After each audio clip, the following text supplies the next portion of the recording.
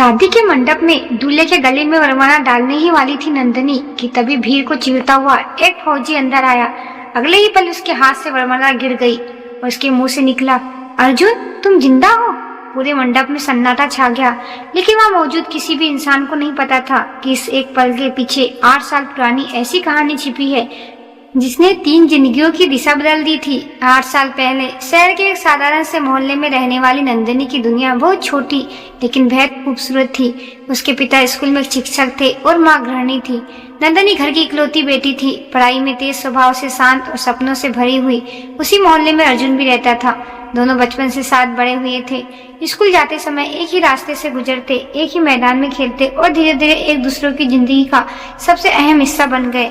College पहुंचते पहुंचते दोनों समझ चुके थे कि यह रिश्ता सिर्फ दोस्ती का नहीं रहा। अर्जुन की आंखों में नंदनी के लिए एक अलग सी चमक थी और नंदनी की मुस्कान अर्जुन को देखकर अपने आप बदल जाती थी। एक दिन कॉलेज के वार्षिक समारोह के बाद अर्जुन ने हिम्मत जुटाकर अपने दिल की बात कह दी।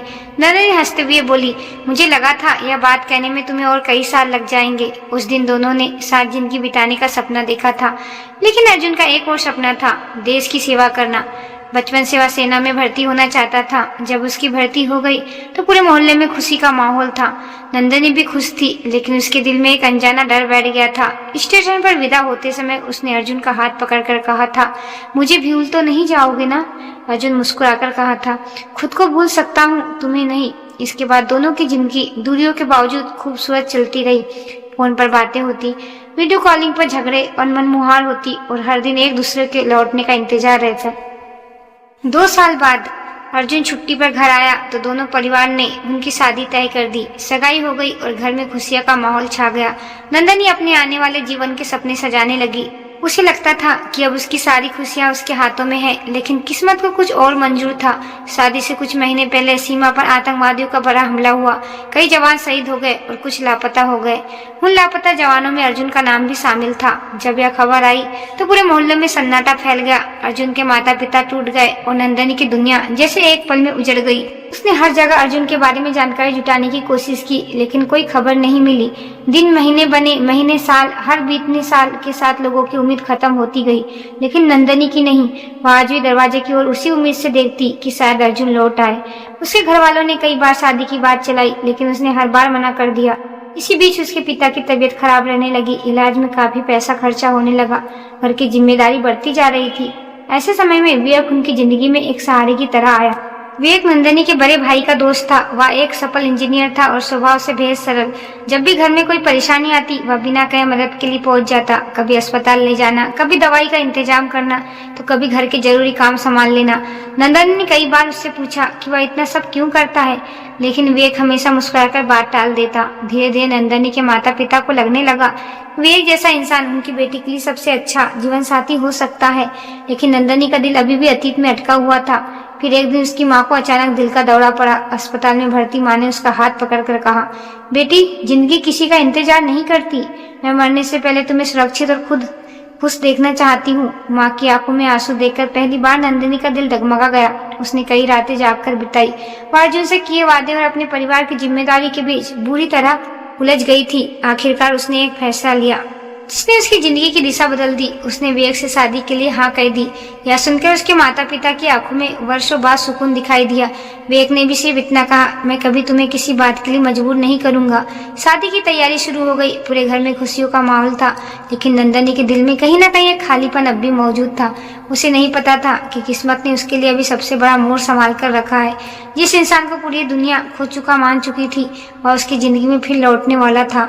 शादी का दिन आखिरी आ ही गया था। नंदनी दुल्हन के जोड़े में सजी मंडप पर पहुंच चुकी थी।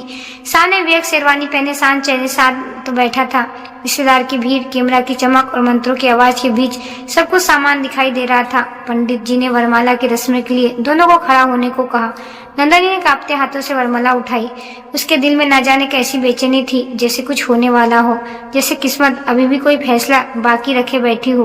तभी अचानक मंडप के बाहर हलचल मच गई। लोगों की नजर मुख्य द्वार की ओर घूम गई। कुछ लोग रास्ता छोड़ते हुए पीछे हटने लगे। अगले ही पल सेना की वर्दी पहने एक व्यक्ति भीड़ को चिरता हुआ अंदर आया। उसके चेहरे पर थकान थी, दाढ़ी बड़ी हुई थी और शरीर पर संघर्ष के निशान साफ दिखाई दे रहे थे। नंदनी की नजर जैसे ही उस चेहरे पर पड़ी, उसके हाथ से वरमाला छूटकर जमीन पर गिर गई। उसकी सांसें रुक सी गई, आंखें फैल गई और ओठ कांपने लगे। अर्जुन! उसके मुंह से बस इतना ही निकला था। पूरे मंडप में ऐसा सन्नाटा छा गया जैसे समय थम गया हो। नंदनी की माँ अपनी जगह से खड़ी हो गई। पूजा अविश्वास से अर्जुन को देख रही थी। कई रिश्तेदार तो उसे पहचान ही नहीं पाए, लेकिन नंदनी पहचान चुकी थी। वह चेहरा भले बदल गया था, लेकिन वह नजर नहीं बदली थी जिन्हें उसने वर्षों तक अपने सपनों में देखा था। अर्जुन कुछ कदम आगे बढ़ा, उसकी आंखें भी नम थी। 8 साल बाद वह उस लड़की के सामने खड़ा था जिससे उसने जिंदगी भर साथ निभाने का वादा किया था। नंदनी की आंखों में आंसू बहने लगे। वह कुछ समझ नहीं पा रही थी। उसका मन कह रहा था कि दौड़कर अर्जुन को गले लगा ले, लेकिन सामने वेग खड़ा था जिससे कुछ ही मिनटों में उसकी शादी होने वाली थी। तभी एक रिश्तेदार जोर से बोला, यह कैसे हो सकता है? इसे तो सालों पहले मरा हुआ मान लिया गया था। अर्जुन ने धीरे से कहा, मैं मरा नहीं था। इसकी आवाज सुनकर सबकी सांसें थम हो गई। वेग अब तक चुप था। उसने अर्जुन को ध्यान से देखा। वह अर्जुन को पहचानता था क्योंकि नंदनी ने उसे अर्जुन के बारे में सब कुछ बताया था, लेकिन उसने कभी कल्पना भी नहीं की थी कि एक दिन अर्जुन इस तरह वापस लौट आएगा। पंडित जी ने मंत्र पढ़ना बंद कर दिया, बैंड वालों ने बजाना रोक दिया, पूरा माहौल बदल चुका था। अर्जुन ने नंदनी की ओर देखा।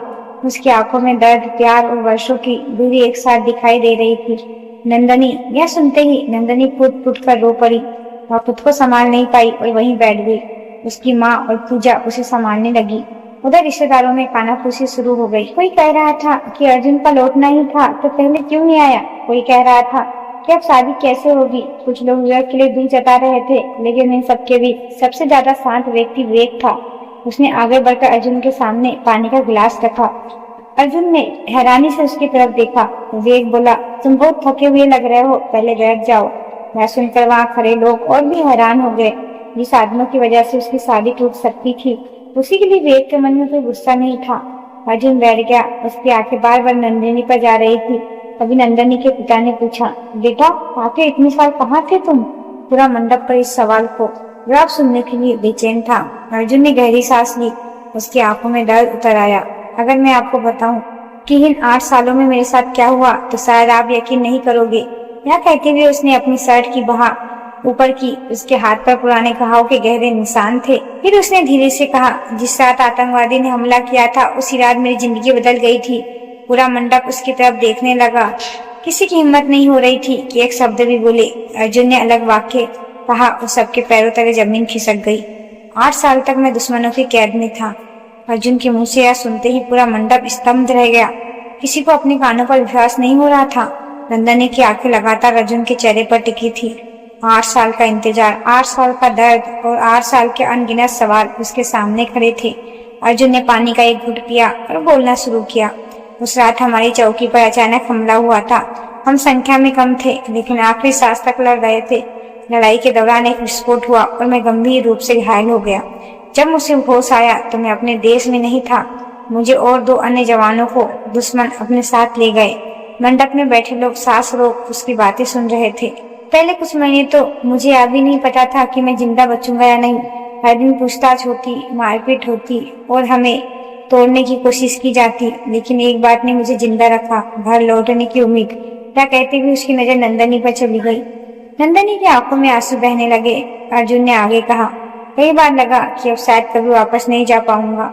मेरे साथ पकड़े गए दोनों जवान एक एक करके दुनिया छोड़ गए। मैं अकेला रह गया था, लेकिन मैं हर दिन खुद से एक ही बात कहता कि मुझे लौटना है। मंडप में बैठे कई लोगों की आंखें नम हो गई। अर्जुन ने बताया कि कई सालों बाद एक गुप्त सेना अभियान के दौरान उसे और कुछ अन्य कैदी को छुड़ाया गया, लेकिन गंभीर चोट और लंबी पूछताछ के कारण उसे सीधे घर आने की अनुमति नहीं मिली। उसे कई महीनों तक सेना अस्पताल में रखा गया। उसकी पहचान और पूरी घटना की जांच चलती रही। जब आखिरकार मुझे घर लौटने की अनुमति मिली तो मैं सबसे पहले नंदनी के पास आना चाहता था। क्या सुनते ही नंदनी की सिसकियां तेज हो गई, लेकिन तभी अर्जुन की नजर विवेक पर पड़ी। विवेक अब भी शांत बैठा था। उसके चेहरे पर न गुस्सा था और न शिकायत। अर्जुन ने धीमी आवाज में पूछा, क्या मैं बहुत देर से आया हूँ? इस सवाल के साथ पूरा माहौल फिर भारी हो गया। किसी के पास जवाब नहीं था। नंदनी चुप थी, उसके पिता चुप थे, उसकी माँ चुप थी। आखिर विवेक ने ही आगे बढ़कर कहा, इस सवाल का जवाब सिर्फ नंदनी दे सकती है। सभी की नजर नंदनी पर टिक गई। वह कांपते हुए खड़ी हुई। उसके सामने एक तरफ अर्जुन था, जिसके साथ उसने पूरी जिंदगी बिताने के सपने देखे थे। दूसरी तरफ विवेक था, जिसने उससे टूटे हुए परिवार को संभाला था, उसके माता पिता का सहारा बना था और बिना किसी शर्त के उसका साथ दिया था। नंदनी को लग रहा था जैसे उसकी दुनिया दो हिस्सों में बढ़ गई है। तभी उसकी माँ अचानक बेहोश होकर गिर पड़ी। पूरे मंडप में अफरा तफरी मच गई। लोग उन्हें संभालने के लिए दौड़े। डॉक्टर को बुलाया गया। कुछ देर बाद जब उन्हें होश आया तो उन्होंने सबसे पहले नंदनी का हाथ पकड़ा। उनकी आंखों में डर साफ दिखाई दे रहा था। बेटी, कोई जल्दबाजी फैसला मत करना। नंदनी रोते हुए माँ के गले लग गई। उधर अर्जुन एक कोने में खड़ा सब देख रहा था। उसके मन में भी तूफान चल रहा था। उसने जिस लड़की के लिए 8 साल तक उम्मीद नहीं छोड़ी थी, आज वही लड़की किसी और की दुल्हन बनी उसके सामने खड़ी है। रात होते होते शादी रोक दी गई। रिश्तेदार धीरे धीरे लौटने लगे। घर में भारी सन्नाटा छा गया। नंदनी अपने कमरे में बंद हो गई। अर्जुन की अतिथि कक्ष में ठहराया गया। विवेक बिना कुछ कहे घर से बाहर निकल गया। रात के लगभग 11 बजे वह अकेला एक पार्क में बैठा था। उसकी आंखें नम थी, लेकिन उसने किसी के सामने अपना दर्द जाहिर नहीं किया। तभी पीछे से किसी ने उसका नाम पुकारा। विवेक ने मुड़कर देखा। सामने अर्जुन खड़ा था। कुछ पल दोनों एक दूसरे को देखते रहे। फिर अर्जुन ने धीरे से कहा, मुझे तुमसे अकेले में बात करनी है। विवेक चुपचाप उसके सामने बैठ गया। अर्जुन ने कुछ सेकंड तक जमीन की ओर देखा और फिर एक ऐसा सच बताया जिसे सुनकर विवेक के चेहरे का रंग उड़ गया। अर्जुन बोला, मैं सिर्फ नंदनी के लिए वापस नहीं आया हूँ। मेरे पास एक ऐसा राज है जो अगर सामने आ गया तो कई लोगों की जिंदगी बदल जाएगी। अर्जुन की बात सुनकर विवेक हैरान रह गया। उसने पूछा, कैसा राज? अर्जुन ने गहरी सांस ली और कहा, जब मैं कैद था तब मुझे कई ऐसे बातें पता चली तो शायद किसी को नहीं पता थी, लेकिन वह सब बात की बात है। सबसे जरूरी बात यह है कि मैं किसी की जिंदगी बर्बाद नहीं करना चाहता। विवेक चुपचाप उसकी बातें सुनता रहा। अर्जुन बोला, मैं 8 साल पहले जिस नंदनी को छोड़कर गया था वो आज वही नहीं है। इन 8 सालों में उसकी जिंदगी में तुम आए हो। तुमने उसका और उसके परिवार का साथ दिया। मैं यह सब देख कर आया हूँ। विवेक ने पहली बार उसकी आंखों में देखा, लेकिन वह आज भी तुमसे प्यार करती है। अर्जुन हल्का सा मुस्कुराया। प्यार और जिंदगी हमेशा एक चीज नहीं होते। विवेक और साथ दोनों बहुत देर तक बातें करते थे। दूसरी तरफ नंदनी अपने कमरे में बैठी रो रही थी। उसे समझ नहीं आ रहा था कि किसे सुने और किसे खो दे। सुबह होते ही घर में फिर से चर्चा शुरू हो गई। रिश्तेदार के फोन आने लगे। कोई अर्जुन के पक्ष में था तो कोई विवेक के, लेकिन सबसे ज्यादा परेशान नंदनी थी। 2 दिन तक उसने किसी से कोई फैसला नहीं बताया। तीसरे दिन उसने दोनों को घर बुलाया। बैठक में उसके माता पिता, पूजा और कुछ करीबी लोग बैठे थे। नंदनी ने कांपती आवाज में कहा, आज मैं जो फैसला सुनाऊंगी उसके बाद शायद कोई खुश नहीं होगा, लेकिन मैं झूठ के सहारे जिंदगी नहीं जी सकती। सबकी धड़कनें तेज हो गई। नंदनी ने अर्जुन की तरफ देखा। उसकी आंखों में आंसू थे। मैंने तुमसे बहुत प्यार किया था अर्जुन, शायद आज भी करती हूँ। 8 साल तक मैंने तुम्हारा इंतजार किया। अर्जुन चुप रहा। फिर नंदनी ने विवेक की तरफ देखा। और इन 8 सालों में अगर कोई मेरे परिवार के साथ खड़ा रहा तो वह विवेक है। उसने कभी मुझ पर कोई अधिकार नहीं जताया, कभी बदले में कुछ नहीं मांगा।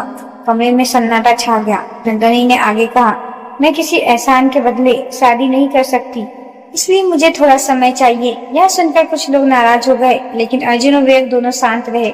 अगले कुछ महीनों नंदनी ने खुद को समझाने में बिता दिया, जिस दौरान अर्जुन अपने माता पिता के पुराने घर की मरम्मत करवाने लगे और विवेक अपनी नौकरी में व्यस्त हो गया। दोनों ने नंदनी पर कोई दबाव नहीं डाला।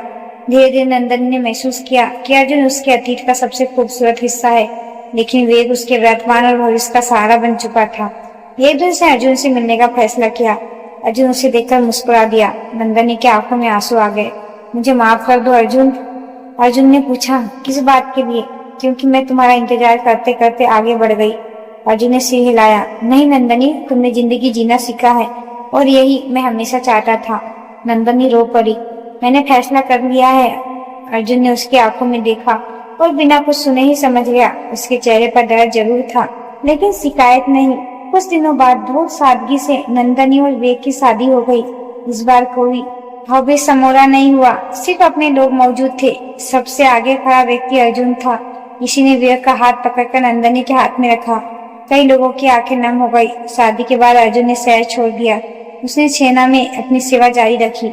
समय गुजरता गया। नंदनी और विवेक की जिंदगी धीरे धीरे खुशियों में भरने लगी। उसके घर में एक बेटी का जन्म हुआ। बेटी का नाम उन्होंने आशा रखा, क्योंकि वह उनकी जिंदगी में नई उम्मीद बनकर आई थी। साल बीतते गए। एक दिन टीवी पर सेना के वीरता सम्मान समारोह का सीधा प्रसारण हो रहा था। मंच पर एक अधिकारी का नाम पुकारा गया, मेजर अर्जुन सिंह। पूरा परिवार टीवी के सामने बैठा था। अर्जुन का देश के सर्वोच्च वीरता सम्मान में से एक सम्मान दिया जा रहा था। उसकी बहादुरी और बलिदान की कहानी सुनकर उसकी आंखें भर आई। सम्मान लेने के बाद जब पत्रकार ने उनसे पूछा, आपकी जिंदगी की सबसे बड़ी सीख क्या है, तो अर्जुन कुछ पल चुप रहा और फिर बोला, सच्चा प्यार हमेशा पाने में नहीं होता, कभी कभी सच्चा प्यार छोड़ देने में होता है, ताकि सामने वाला खुश रह सके। टीवी के सामने बैठी नंदनी की आंखों में आंसू बह निकले। विवेक ने उसका हाथ थाम लिया। दोनों जानते थे कि अर्जुन ने सिर्फ देश के लिए ही नहीं बल्कि उनके लिए भी बहुत बड़ा त्याग किया था। कुछ वर्षों बाद अर्जुन फिर एक बार उनके घर आया। इस बार वह मेहमान बनकर नहीं, परिवार के सदस्य बनकर आया था। छोटी आशा उसे अर्जुन अंकल कहकर गले लग गई। अर्जुन की आंखों में चमक आ गई। उसने महसूस किया कि जिंदगी ने उससे बहुत कुछ छीना जरूर है, लेकिन उसे सम्मान, अपनापन और सुकून भी दिया। उस शाम सभी लोग साथ बैठे थे, हंसी मजाक चल रहा था। तभी नंदनी ने मुस्कुराकर कहा, शायद किस्मत ने हम तीनों के लिए यही रास्ता चुना था। अर्जुन ने सिर हिलाया और शायद यही सही रास्ता था। डूबते सूरज की रोशनी आंगन में फैल रही थी। तीनों के चेहरे पर सुकून था। कोई खलनायक नहीं था, कोई हारने वाला नहीं था। कुछ रिश्ते प्यार से बने थे, कुछ त्याग से और कुछ सम्मान से, लेकिन आखिरी में जीत इंसानियत और सच्चे प्रेम की ही हुई है। तो दोस्तों, क्या नंदनी ने सही फैसला लिया या उसे अर्जुन के साथ जाना चाहिए था? आप क्या कहते हैं? कमेंट में अपनी राय जरूर बताएं। और यह वीडियो पसंद आया हो तो शेयर, लाइक, सब्सक्राइब जरूर करें ऐसे ही वीडियो पाने के लिए। धन्यवाद।